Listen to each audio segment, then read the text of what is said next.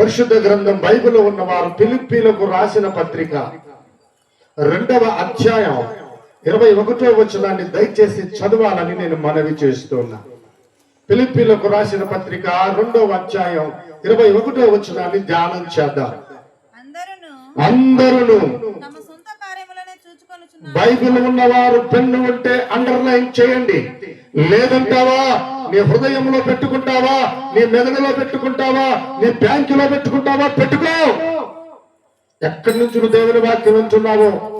ఇంట్లో కూర్చున్నావా, లేదా మేడ పైన కూర్చున్నావా, అరుగు మీద కూర్చున్నావా, మంచం మీద కూర్చున్నావా, ఎక్కడైతే నువ్వు ఉన్నావో ఈ మైక్ ద్వారా దేవుని వాక్యం నిన్ను హెచ్చరిస్తూ ఉంది. దేవుని వాక్యానికి లోబడు. అందరూ తమ సొంత కార్యాలు చూచుకొనుచున్నారే కాని యేసుక్రీస్తు కార్యములను చూడరు.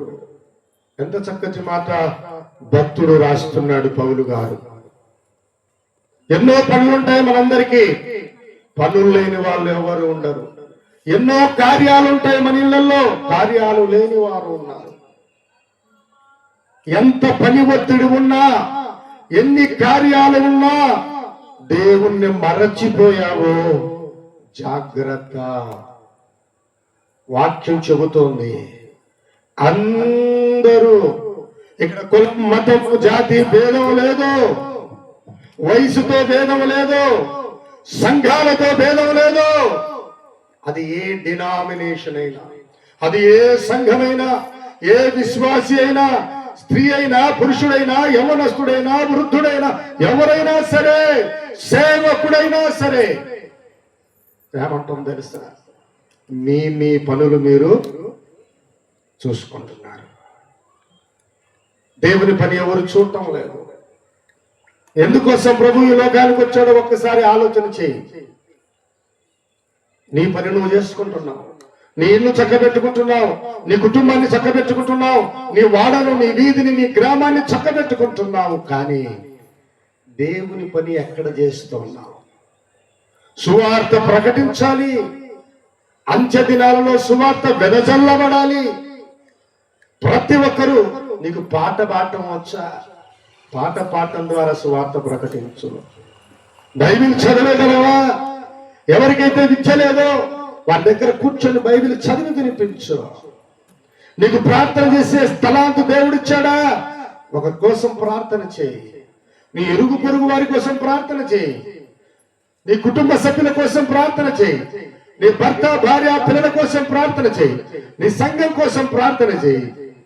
కనీసం ఒక్క ఆత్మనన్నా రక్షించటానికి నువ్వు ప్రయత్నించు. ప్రభు చెప్పాడు, సర్వలోకమునకు వెళ్ళి సర్వ సృష్టికి ఏం చేయాలట? దేవుని మాటలు చెప్పాలట. నువ్వు ఏం చెబుతున్నావు? పొద్దుపోని మాటలు మాట్లాడుతావు, పనికి మాలిన మాట్లాడుతావు, కొర్రగాని మాటలు మాట్లాడుతావు. చెప్పారు బైబిల్లో, ముసలమ్మ ముచ్చట్లను ఏం చేయాలట? వద్దు, చాలు. అందుకే బ్రతికినంత కాలం ఇంకా బ్రతికావు. నీకు 20 సంవత్సరాల, 30 సంవత్సరాల, 40 సంవత్సరాల, 50 సంవత్సరాల, 60 సంవత్సరాల, చాలు. నువ్వు బ్రతికిన బ్రతుకు చాలు. చీకటిని వదిలి ఎక్కడికి రావాలి? నువ్వు వెలుగులోకి రావాలి. హల్లెలూయా. బిగ్గర చేద్దాం హల్లెలూయా. 2 చేతులు ఉన్నవారు హల్లెలూయా. వెలుగులోకి రా. ఎన్ని రోజులు చీకటిలో బ్రతుకుతావు? ఎన్ని రోజులు చీకటిలో మగ్గిపోతావు? అందుకే చెప్తున్నాడు, అయ్యా మీ పనులు మీరు చేసుకున్నారు, యేసుక్రీస్తు కార్యాలు ఎవరు చేయటం లేదు. తినేవాళ్ళు తింటున్నారు, తాగే వాళ్ళు త్రాగుతున్నారు, టీవీలు చూసేవారు టీవీలు చూస్తున్నారు, ఫంక్షన్స్ చేసుకునేవారు ఫంక్షన్ చేసుకుంటున్నారు, షికార్లకు వెళ్ళేవారు షికార్లకు వెళుతున్నారు. ఎక్కడ నువ్వు సువార్త ప్రకటిస్తున్నావు? నువ్వు రక్షింపబడితే చాలుగా. ఈ అంత్య దినాలలో, ఈ చివరి దినాలలో నీ రక్షణ కంటే నీ ఇరుగు పొరుగు వారి, నీ శత్రువులు, నీ ఎదుట ఉన్నవారు, పాపపు ఊపిలో ఎవరైతే కూరుకుపోతున్నారో వారిని రక్షించే బాధ్యత నీదే. క్రైస్తవునిగా గుర్తెరుగు. ఇక్కడ చెప్తున్నారు అందరూ మీ పనుల్లో.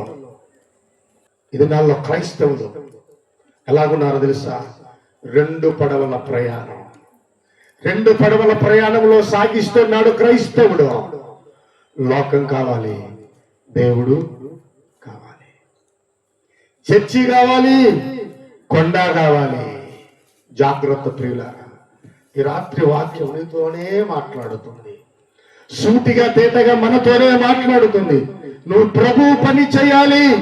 అందుకు ఈ లోకంలో నిన్ను దేవుడు సృష్టించాడు. ఆది కాండంలో ఆదామును అవ్వను కలగజేసిన తరువాత వారితో అన్నాడు దేవుడు, మీరు ఈ భూమిని నిందించి దీనిని మీరు లోబరుచుకొనండి. ఎలాగా నిందించాలి? క్రైస్తవ సంఘ సమాజాలుగా నిందించాలి. ఎలాగా లోబరుచుకోవాలి? అపవాదికి చోటివ్వనంతగా మనము క్రీస్తు రాజ్యాన్ని లోబరుచుకోవాలి. మానవునికి దేవుడిచ్చిన పని అది మర్చిపోయాడు. క్రీస్తు పని చేయమని మానవుని కలగజేస్తే, సువార్తను బోధించమని మానవులను కలగజేస్తే, ప్రభు రాజ్యాన్ని విస్తరింపచేయాలని దేవుడు కలగజేస్తే, దేవుని తలంపు వేరుగా ఉంది, నీ తలంపు వేరుగా ఉంది. ఈ రాత్రి దేవుని వాక్యం అంటుంది, అందరూ మీ సొంత పనుల్లో దేవుని పని చేయటం. పరిశుద్ధ గ్రంథములో చూస్తే పశువులు, పక్షులు దేవుని పని చేశాయి.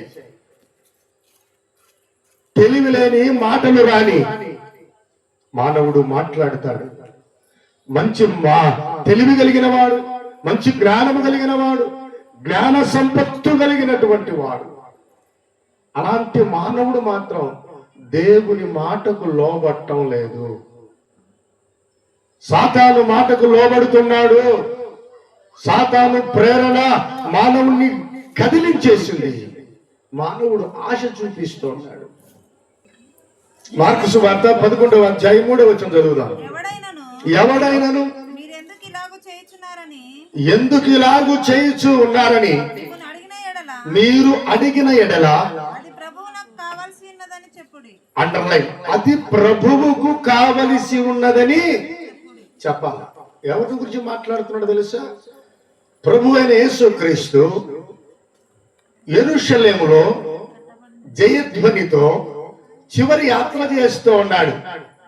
ఇది వరకు యెరూషలేముకు ఎన్నో పర్యాయాలు వచ్చాడు, ఎన్నో తూర్లు వచ్చాడు. కానీ ఇది చివరి మజిలీ, చివరి ప్రయాణం. యెరూషలేమునకు వస్తున్నప్పుడు శిష్యులను పిలిచి అన్నాడు, ఎదురుగా ఉన్న గ్రామానికి వెళ్ళండి. అక్కడ కట్టబడిన ఒక గాడిద ఉంటది. కట్ల చేత కట్టబడిన గాడిద, బంధకముల చేత బంధించబడిన గాడిద ఉంటది, గాడిద పిల్ల ఉంటది. అక్కడ మీరు వెళ్ళండి, ఆ కట్టు విప్పండి, దాన్ని తోలుకుని నా దగ్గరికి తీసుకుని రండి. నువ్వు తీసుకొని వస్తుంటే అక్కడున్న వారు అడుగుతారు, అయ్యా ఎందుకు తీసుకొని వెళుతున్నావు అన్నప్పుడు మీరు చెప్పండి, ఇది ఎవరికి కావాలట? దేవునికి కావాలని చెప్పండి, ప్రభువు కావాలని చెప్పండి. గాడిద వృత్తి ఏమిటో తెలుసా? మైల గుడ్డలు మోసే గాడిద. మైల గుడ్డలు మోసే గాడిద దేవునికి అవసరం వచ్చింది. బంధకముల చేత బంధించిన గాడిద. గాడిద అంటే ఎవరో తెలుసా? నువ్వు నేనే. మనకు అనేకమైన కట్లు ఉన్నాయి, కట్టేసుకున్న బంధకాలు ఉన్నాయి. ఏం బంధకాలు తెలుసా? ఏం బ్రదర్ ఎందుకు గుడికి రాలేదు అన్నావు అనుకోండి, ఎవరినన్నా. అతను అంటాడు, అయ్యగారు గుడికి రావాలని ఆశ ఉంది, కానీ నాకు త్రాగుడు అనే ఒక బలహీనత ఉంది, అందుకు రాలేకపోతాం. అది ఒక బంధకం. దాన్ని కట్టించుకొని బిర్రుగా బిగించుకొని నేను దేవుని దగ్గరికి రాకూడదని ఇంట్లో కూర్చొని ఉంటాడు. కొంతమందిని అడిగితే ఎందుకు రాకూడదని, అయ్యా నాకు సిగరెట్ అలవాటు. అదొక బంధకం. ఆ బంధకంలో ఉండిపోయాడు కానీ బయటికి రాలేకపోయాడు. అక్క నువ్వు ఎందుకు రాలేవు? నాకు ఆకి ఒక్క పొగా తీసుకోకపోతే కష్టం, అబద్ధాలు ఆడకపోతే కష్టం. దేవుడు అన్నాడు, ఏ బంధకాల చేత కట్టబడి ఉందో ఆ బంధకాలు ఏం చేయాలట? తెంపాలట. నీకు నాకు అదే పని దేవుడు అప్పగించాడు. ఎవరైతే బంధకాలలో ఉన్నారో, మళ్ళీ చెబుతున్నా గుర్తుపెట్టుకో, ఎవరైతే బంధకాలలో ఉన్నారో, ఎవరైతే దేవుని దగ్గరికి రాలేకపోతున్నారో, వారికి ఉన్న బంధకాలను తెంచి ప్రభు దగ్గరికి తీసుకొని రావాలి. హల్లెలూయా, దగ్గరికి చేద్దాం. హల్లెలూయా. ప్రభు దగ్గరికి గాడిదని తీసుకొని వచ్చారు. 7వ వచనం ఒకసారి చదువుదాం, అదే అధ్యాయం. వారు ఆ గాడిద పిల్లను యేసు వద్దకు తోలుకొని వచ్చి తమ బట్టలు దానిపై వేయగా ఆయన దాని మీద కూర్చుండెను. అనేకులు తమ బట్టలను దారి పొడుగున పరిచిరి, కొందరు తాము పొలములలో నరికిన కొమ్మలను పరిచిరి. చాలు. పనికి మాలిన గాడిద, మైల గుడ్డలు మోసే గాడిద దేవుడు పని చేస్తుందండి. గాడిద దేవుని పని చేస్తుంది, దేవుణ్ణి మోస్తోంది. పనికి మాలిన గాడిద. ఎవరన్నా తప్పు చేస్తే పిల్లలు ఏమంటారు చెప్పండి అమ్మా? పిల్లలు ఎవరైనా తప్పు చేస్తే ఏమంటాం? ఒరే గాడిద నోరు మూసుకో అంటామా లేదా? పనికి మాలిన గాడిద దేవుని పని చేస్తోంది. దేవుని పని గాడిద చేస్తే మానవునిగా, మేధా సంపత్తు ఉన్నవాడిగా, విద్యావంతుడిగా, క్రైస్తవుడిగా నువ్వు ఎందుకు దేవుని పని చేయవు? అందరూ తమ తమ సొంత కార్యాలు పని చూసుకుంటున్నారు. ప్రభు కార్యం ఎందుకు చేయటం? ఎందుకు నువ్వు సువార్త ప్రకటించలేదు? చాలా మంది సువార్త ప్రకటించాలి అంటే ఏదో పెద్ద పెద్దగా వాక్యం చెప్పాలి అనుకుంటారు కొంతమంది. అక్కర్లేదు. నువ్వు సువార్త ప్రకటించడం అంటే ఏమిటో తెలుసా? నీ పక్కింటి వారి దగ్గరికి వెళ్ళి, అమ్మ ఈరోజు సువార్త కూడికి ఉంది, ఒక్కసారి నువ్వు సువార్త కూడికి రా. లేదు, నీ చేతిలో ఒక కడపత్రం ఉంది, అమ్మా ఈ కడపత్రం చదువు.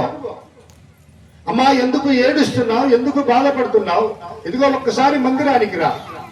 చాలు, సువార్త ప్రకటించినట్లే. నువ్వు ఎలాగ ప్రకటిస్తున్నావు? గాడిద, పనికి మాలిన గాడిద, ఎందుకు అక్కరకు రాని గాడిద, మైలగుడ్డలు మోసే గాడిద ఎప్పుడైతే ప్రభువు దగ్గరికి వచ్చిందో, గాడిద నడుస్తుంటే కింద పట్టలు పరచారు, మట్టలు పరిచారు. పనికి మాలిన గాడిద ప్రభు దగ్గరికి వస్తే ఆ గాడిదకు విలువ వచ్చింది. నువ్వు ప్రభు దగ్గరికి వస్తే నీకు విలువ పెరుగుతుంది. ఎందుకు పనికి రాని వాడిని, కంట కుప్పల మీద పడిన వాడిని లేవనెత్తువాడు మన ప్రభు. చప్పట్లు కొట్టి దేవుని నామాన్ని వినపరుచు. నువ్వు అనుకుంటున్నావేమో నేను ఎందుకు పనికి రానని, నే దేవుడు లేవనెత్తుతాడు. గాడిద దేవుని పని చేసింది. మాటలు రావు, తెలివి లేదు. నీకు మాటలు వచ్చు, చదువచ్చు, విద్య వచ్చు, లౌక్యం తెలుసు. ఇన్ని తెలిసి నువ్వు ఎందుకు దేవుని సువార్త ప్రకటించలేదు? ఎందుకు ఈరోజు నువ్వు దేవుని పని చేయలేదు? నీ ఇరుగు పొరుగు వారికి ఒక్క మాట, అమ్మా సువార్త గుడికి పోదామరా, ఏదో నాకు మేలు కలుగుతుందని కాదు. దేవుని వాక్యం ఎప్పుడైతే ఆ బిడ్డ వింటుందో, వాక్యానికి పట్టుబడి మారు మనసు రక్షణ అనుభవంలోకి వస్తుందన్న ఆశ నీలో నాలో ఉండి సువార్త ప్రకటించాలి. రెండో చూద్దాం, యోనా గ్రంథం 1వ అధ్యాయం 17వ వచనాన్ని ఒకసారి చదువుదాం. యోనా గ్రంథం 1వ అధ్యాయం 17వ వచనాన్ని. యోనా 3 దినములు ఆ మత్స్యం కడుపులో నుండెను. చాలు ప్రియులారా, చాప దేవుని పని చేసింది. హల్లెలూయా, చెప్పండి గట్టిగా హల్లెలూయా. ఇందాక గాడిద చేసింది ఓకే. చాపకు దేవుడు ఆజ్ఞిస్తే యోనాను తన కడుపులో 3 రోజులు పెట్టుకుని కక్కింది. ఎందుకో తెలుసా? నినివే పట్టణ వాసుల పరిస్థితి బాగలేదు. నినివే పట్టణం ఎలాగుందో తెలుసా? దేవుడంటే భయం లేదు, భక్తి లేదు. తాగేవారు తాగుతున్నారు, తిరిగేవారు తింటున్నారు, వివాహాలు చేసుకున్న వాళ్ళు వివాహాలు చేసుకుంటున్నారు, వాళ్ళ ఇష్టానుసారమైన జీవితాన్ని జీవిస్తున్నాడు. దేవుడు అంటే భయము భక్తి లేని స్థితిలోకి దిగిజారిపోయాడు. అలాంటి నినివే పట్టణాన్ని చూసి, యోనా నినివే పట్టణానికి వెళ్ళు, వారి దుర్గతిని గురించి వాళ్ళకు చెప్పు, వాళ్ళని మారమని చెప్పు, రక్షణ అనుభవం లేక రమ్మని చెప్పు, వాళ్ళ పాపాన్ని విడిచిపెట్టమని చెప్పు. యోనా దేవుని మాట వినకుండా ఓడ అడుగు భాగమున పడుకొని లేని ఉపద్రవాన్ని తెచ్చిపెట్టి చివరికి యోనాను కట్టగట్టి సముద్రంలో పారేస్తే యోనా చేసిన పని ఏమిటో తెలుసా? తను చేసిన తప్పును పాపాన్ని దేవుని దగ్గర ఒప్పుకున్నాడు. చప్పట్లు కొడదామా? హల్లెలూయా. ఈరోజు ఎంతమంది దేవుని దగ్గర మన పాపాలు తప్పులు ఒప్పుకుంటున్నాం చెప్పండి? ఈ దినంలో ఒప్పుకోవటంలా పాపాలు కప్పుకుంటున్నాం. తెలుగులో ఏదో ఒక సామెత ఉంది, మూసి పెడితే చెప్పండి మూసి పెడితే పాసిపోతుంది. మన బ్రతుకులు అంతే. నువ్వు తప్పు చేస్తున్నావు, నువ్వు పాపం చేస్తున్నావు, సేవకుడు గద్దిస్తున్నాడా, పెద్దలు గద్దిస్తున్నారా, లోబడు, మారు. యోనా చేసిన గొప్ప పనేదే. అయ్యా, ఇట్ ఈస్ మై ఫాల్ట్, నాది, నేను చేసే తప్పు, అందుకే ఈ ఉపద్రవం, అందుకే ఈ తుఫాను, అందుకే ఈ అలలు ఇంటికి భయంకరమైన స్థితిలో ఉన్నారు, నేనే దానికి కారణం. దేవుడు ఒకటి చెబితే ఒకటి చేశా. నినివేకి వెళ్ళమంటే తర్షీషుకు బయలుదేరి వెళ్ళా. చేసింది తప్పు నేనే. It is my fault, I'm the wrong person in this boat. నన్ను కట్టగట్టి ఎక్కడ వేయాలట? సముద్రంలో పారే. దేవుడు కనికరము కలిగిన దేవుడు, జాలి కలిగిన దేవుడు. నీ పాపాన్ని, నీ తప్పును ఒప్పుకుంటావా, వెంటనే దేవుడు క్షమిస్తాడు, సహాయాన్ని చేస్తాడు. హల్లెలూయా. యోనాకు ఎప్పుడైతే బుద్ధి ఇచ్చిందో, చాపుకు ఆర్డర్ వేసాడు దేవుడు, పెట్టుకొని కడుపులో, యోనాను దాచుకో, తీసుకెళ్ళు, కడుపులో పెట్టుకొని తీసుకెళ్ళి వెళ్ళి నినివే పట్టణం ఒడ్డున పాడే. చాప దేవుని పని చేసిందండి, చెప్పిన మాట వినండి. మనిషి ఎందుకు దేవుని మాట వినటంలా? ఈ రాత్రి మనం ప్రశ్నించుకోవాలి. ఎన్ని దినాలు వాక్యం వింటున్నాం, వెళ్ళిపోతున్నాం అంతే. మనల్ని మనం పరీక్షించుకునే రోజులు లేవా? పరీక్షించుకో. ఈ మైకు ద్వారా నువ్వు వాక్యం వింటున్నావు, ఎక్కడన్నా ఉండు, ఏ స్థలంలోనైనా ఉండు, ఏ స్థితిలోనైనా ఉండు, వాక్యం వింటున్నావా? జాగ్రత్తగా విను. చాలా మందికి వాక్యం నుంచి అలుసు. కొంతమంది వాక్యం చెబితే కొంతమంది బయట నుంచి సనుగుతూ ఉంటారు. ఏమంటారు తెలుసా? ఇలాంటి పాస్టర్లను, ఇలాంటి వాక్యం చెప్పే వాళ్ళని ఇంతమందిని చూసాం, ఇట్లా అంటుంటారు. ఇంతమందిని చూసామండి మేము, ఏదో ఎప్ప చెప్తున్నాడు పెద్ద. నువ్వు ఎంతమందినైనా చూసి ఉండొచ్చు, ఎన్ని సంవత్సరాలైనా వాక్యం వినుండొచ్చు, నువ్వు మారింది ఏది? నీలో మార్పు వచ్చింది ఏది? నీలో రక్షణ వచ్చింది ఏది? నువ్వు రక్షణ మార్గంలో ప్రయాణం చేసింది ఏది? నువ్వు సువార్త ప్రకటించింది ఎక్కడా? ఒక దినాన దేవుడు ప్రతి ఒక్కరిని ప్రశ్నిస్తాడు. ఈ భూమి మీద ఉన్న ప్రతి మానవుడు ఒకనొక దిన తీర్పు దినంలోకి రావాల్సిందే. నిజమా కదా? నిజమా? తీర్పు దినంలోకి మనం వస్తాం ఒకరోజు. ఖచ్చితంగా మధ్య ఆకాశంలో తీర్పు దినం ఉంటది. ఆ తీర్పు దినంలో మనం నిలబడతాం. ఆ రోజు అడుగుతాడు, మేకలను గొర్రెలను ఏం చేస్తాడట? ఏం చేస్తాడు? నువ్వు ఎక్కడ ఉంటావు? జమ్మలమడుగు కాదు, ప్రొద్దుటూరు కాదు, కడప కాదు, కర్నూలు కాదు, ఆంధ్ర కాదు, తమిళనాడు కాదు, భారతదేశం కాదు, ప్రపంచంలో ఉన్న ప్రతి మానవ కోటిని నువ్వు ఎక్కడున్నావు, నువ్వేం చేస్తూ ఉన్నావు? ఈ ప్రశ్న ఖచ్చితంగా వస్తుంది. ఆది కాండంలో ఆదామును అడగలేదా? అడిగాడా లేదా? ఆదాం, నువ్వు ఎక్కడున్నావు? ఆదామును అడిగినప్పుడు ఏం జరిగిందో తెలుసా ప్రియులారా?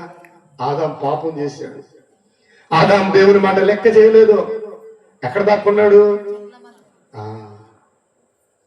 ఎవరైతే తప్పు చేస్తారో, ఎవరైతే పాపం చేస్తారో వారు దేవుడికి దూరం అయిపోతారు. ఆ రోజు ఆదామును అడిగిన ప్రశ్న మనందరినీ ఒకరోజు దేవుడు అడుగుతాడు. It is sure. ఆ తీర్పు దినంలో కొలత వేయబడుతుంది. జాగ్రత్త ప్రియులారా. అనాలోచితంగా ఉన్నావేమో, ఈ రోజు కాకుండా రేపు చూద్దాం. చాలా మంది ఏం చేస్తారో తెలుసా? నేను అడుగుతుంటా, అయ్యా నీ వయసు ఎంత? అయ్యగారు నాకు ఒక 50 ఏళ్ళు ఉంటాయి. అన్నా బాప్తిసం తీసుకున్నావు? లేదు అయ్యగారు. ఎందుకు తీసుకోలేదు? రేపు సంవత్సరం తీసుకుంటారయ్యా. అంత లోపలనే దేవుడు నిన్ను పిలిస్తే రేపు అనే మాటకు రూపు లేకుండా పోతుంది. అంతలోపే దేవుడు నిన్ను పిలిస్తే నువ్వు ఎక్కడుంటావు? ఎక్కడుంటావు చెప్పండి? అగ్ని ఆరదు, పొరుగు చావదు. అది కావాలా నీకు?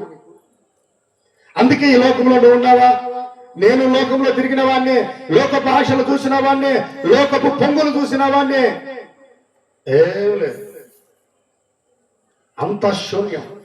నాది నాది అన్నది ఏది కాదు. నువ్వు అనుకుంటున్న బైబిల్ చెప్తుంది, నువ్వు సంపాదించిన సంపాదన ఒకానొక దినాన మిడతలు పట్టేస్తాయి. నువ్వు సంపాదిస్తున్నావు కదా, కష్టపడి చర్చికి పోకుండా ఆదివారం కూడా పనికి పోతున్నావు కదా, ఆదివారం కూడా డ్యూటీకి పోతున్నావు కదా, ఆదివారం కూడా దేవుని సన్నిధానంలో గడపలేదు కదా, సువార్త కూడికల్లో కూడా నువ్వు రాకుండా ఇంటికాడే ఉన్నావు కదా. జాగ్రత్త, నువ్వు సంపాదించే ప్రతి సంపాదన మిడతలు తినేస్తాయి. ఒక్క రూపాయి కూడా నువ్వు తీసుకొని వెళ్ళలేవు ఇక్కడి నుంచి. నువ్వు నేను అనుకోవచ్చేమో, ఇది నాది, ఈ ఇల్లు నాది, ఈ స్థలం నాది, ఈ ఊరు నాది, నా భార్య, నా పిల్లలు, ఎవ్వరు మన వెంట వస్తారమ్మా? అయ్యా వస్తారా? ఎవ్వరు రా. ఒంటరిగా వచ్చావు, ఒంటరిగా వెళ్ళిపోతావు. కానీ నువ్వు దేవుని పని చేయడానికి భూలోకానికి వచ్చావన్న సత్యాన్ని మాత్రం నువ్వు తెలుసుకోవాలి. ఆ సత్యం నువ్వు తెలుసుకున్నావు అనుకో, దేవుని పని నువ్వు చేస్తే బైబిల్లో చెప్పారు, మీరు నా తట్టు తిరిగిన ఎడల నేనును మీ తట్టు తిరుగుతా. దేవుని వైపు తిరగాలి. ఎన్ని రోజులు ఇలాగా బ్రతుకుదాం? సంవత్సరాలు గడిచిపోతున్నాయి, నువ్వు దేవుని పని చేయకుండా ఎన్ని రోజులు? కాకి దేవుని పని చేసింది తెలుసా నీకు? ఎవరికి తీసుకుపోయింది ఆహారం? ఏలియాకు మాంసపు ముక్క తీసుకుపోయింది. కాకి పని ఏమిటో తెలుసా? చచ్చిన శవాలను తినేది కాకి. దేవుడు కాకి నోరు ఎలాగా లాక్ చేశాడో చూడండి. కాకి, ఓ భక్తుడు అక్కడ ఉన్నాడు, ప్రవక్త అక్కడ ఉన్నాడు, వెళ్ళు, మాంసపు ముక్క తీసుకెళ్లి ఇవ్వు. శవాలు పిక్క తినే కాకి దేవుని పని చేసింది. అంతకంటే మనం ఘోరమా? అంతకంటే మానవులు ఘోరమా? అంతకంటే పనికి వాళ్ళ వారమా? అంతకంటే తెలివిలేని మూర్ఖులమా? క్రైస్తవ విశ్వాసి, ఈ రాత్రి నువ్వు ఆలోచన చేయాలి. ఎంతవరకు నువ్వు దేవుని పని చేస్తున్నావు? ఎందుకు నువ్వు సువార్త చెయ్యవు? నువ్వు దేవుని పని చేయాలి. గాడిద దేవుని పని చేసింది, ఘనత తెచ్చుకుంది. హల్లెలూయా, హల్లెలూయా. గాడిద ఘనత ఎట్లా వచ్చిందో తెలుసా? పట్టలు పరిచారు, పనికి మాలిన గాడి, మురుగుడ్డలో పోసే గాడి. ఆ గాడిది పోతూ ఉంటే ఏమొచ్చింది తెలుసా? ఘనత. అదే ప్రభువు లేకపోతే గాడికి విలువ వస్తుందా? చెప్పండి, రాదు. నీలో ప్రభు ఉంటేనే, నీ ఇంట్లో ప్రభు ఉంటేనే. నీ ఇంట్లో కమ్యూనిటీ హాల్ లాగా పెద్ద పెద్ద హాళ్ళు పెట్టుకుంటే కాదు. డైనింగ్ హాలు, కిచెన్, బెడ్రూమ్స్ కాదు. నీ ఇంట్లో ప్రభు ఉండాలి. నీ ఒంట్లో వాక్యం ఉండాలి. వాక్యమైన బాసకాన్ని నువ్వు నుదుట కట్టుకోవాలి. చాలుక బ్రతికినంత కాలం నువ్వు బ్రతికావు. దేవుడు చూస్తుంటాడు. ఆయన చూచే దేవుడు, ఆయన చూచే దేవుడు. ప్రతిదానికి లెక్క చెప్పాలి. ఆ రోజు నిన్ను లెక్క చెప్పమని అడుగుతాడు, నన్ను లెక్క చెప్పంటాడు. నువ్వు దేవుని పని చేయి, దేవుడు నీ పని చేస్తాడు. అందుకే అన్నాడు, అందరూ మీ మీ సొంత పనులు చూసుకుంటున్నారు కానీ ప్రభు కార్యాలు ఎవరు? ఈ రాత్రి దేవుడు నిన్ను హెచ్చరిస్తూ ఉన్నాడు. నువ్వు కూడా సువార్త ప్రకటించవలసిన బాధ్యత నీకు ఉంది అని హెచ్చరిస్తున్నాడు. మీరు కూడా దేవుని కార్యాలు చేయండి. మీ ఇంట్లో గొప్ప కార్యాలు దేవుడు చేస్తాడు. అద్భుత ఆశ్చర్యకార్యాలు మీ జీవితంలో దేవుడు జరిపిస్తాడు. నమ్ముట మీ వల్ల అయితే నమ్మవానికి సమస్తము సాధ్యము. చప్పట్లు కొట్టి దేవుని నామాన్ని